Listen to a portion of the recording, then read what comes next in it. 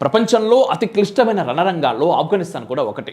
కాబట్టి ఈ భౌగోళిక అనుకూలత కొంతమేర పాక్ యుద్ధంలో కలిసి రావచ్చు.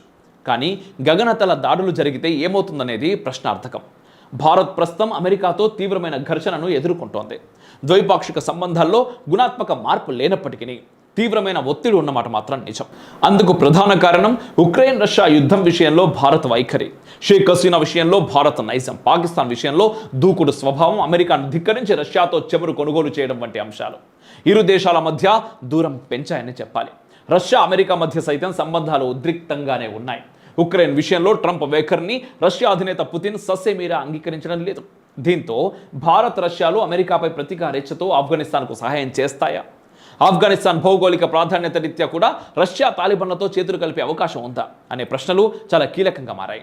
భౌగోళిక రాజకీయాల్లో ఏది అసాధ్యం కాదు, ఏది శాశ్వతమూ కాదు. 1989లో తాలిబాన్ చేతిలో ఓటమి పాలైన రష్యా తాజా స్థితిలో తాలిబాన్లతో చేతులు కలపొచ్చు. మొన్నటి వరకు తాలిబాన్లను తీవ్రంగా వ్యతిరేకించిన ప్రధాని నరేంద్ర మోదీ వ్యూహాత్మక కారణాలు, ప్రాధాన్యతల కారణంగా తాలిబాన్లకు సహాయము చేయవచ్చు. అమెరికాను ధిక్కరించి రష్యాతో చెమురు కొనుగోలు చేయగలింది, బంగ్లాదేశ్లో అమెరికా తొత్తు ప్రభుత్వాన్ని ముప్పు తిప్పలు పెట్టగలింది, పాకిస్తాన్పై ఆపరేషన్ సింధూర్ సంధించగలింది, తాలిబాన్లకు సహాయం చేయదా అనే వాదనలు కూడా ఉన్నాయి.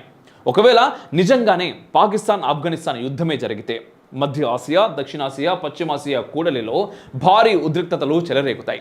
ఈ స్థితిని భారత్ ఏ విధంగా ఎదుర్కొంటోంది?